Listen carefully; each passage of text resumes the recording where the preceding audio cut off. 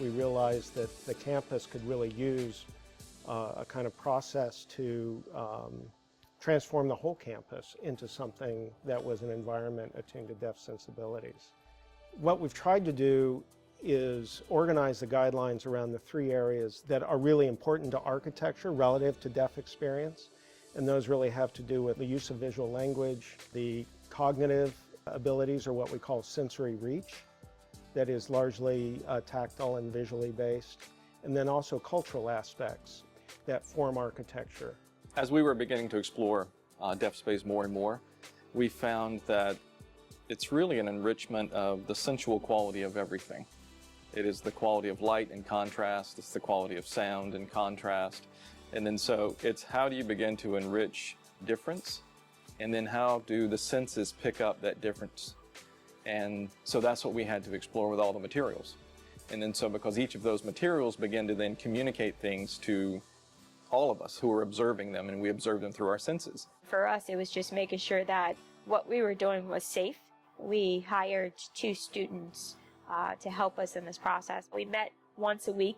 We walked the different projects or buildings, and they just basically gave me insight on different things that they thought needed to be done to protect not only them, but the other students throughout the summer. What we began to analyze was how can we gain a relationship between the interior and exterior of buildings, so making larger holes in the walls, making windows, connecting them with larger doors, and then those doors needed to be wider so that a conversation can take place as you move through them. And then also looking at orientation, which way is the light going to be coming into the building so that you don't get a high contrast, because you have to have a very comfortable and discerning backdrop in order to be able to read an individual signing in front of a window.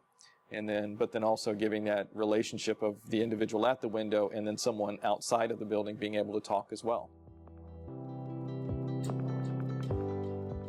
If you look at the history of the campus over the last 150 years, it played out in 3 phases. The first one was the initial campus was designed by Frederick Law Olmsted, who is sort of the father of landscape architecture in the United States in the mid-1800s.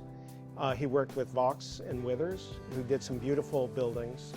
Those initial historic buildings that were all built before there was air conditioning or electricity, all have embodied a lot of the ideas that we now go back to, because those buildings were really about allowing natural light to penetrate through the building. The dimensions of the space were larger for cooling. All those things that we go back to, in a way, we've already have built like that in the traditions.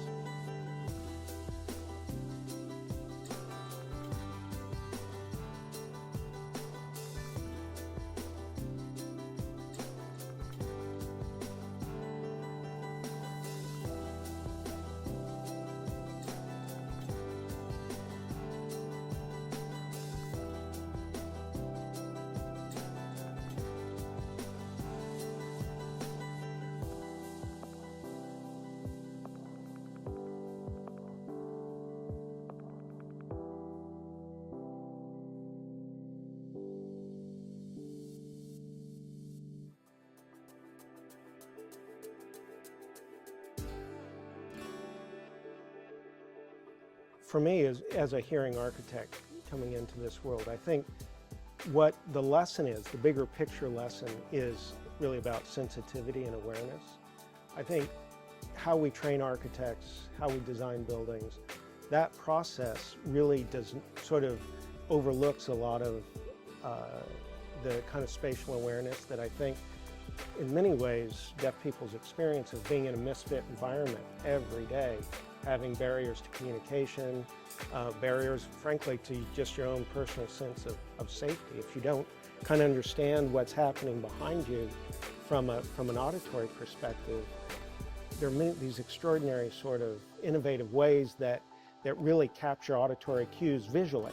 And I think being sort of forced to pay attention to your environment at that deeper level is really a lesson that we really need to take to the architectural profession and how we educate architects to really look at the environment in a much more sensitive and frankly just be more aware of the space around you. Because like you say, how many of these ideas you see in the guidelines that are things that kind of hit you over the head? It's like, oh, I get it. Like immediately you get it, but you really never were conscious of it prior to that.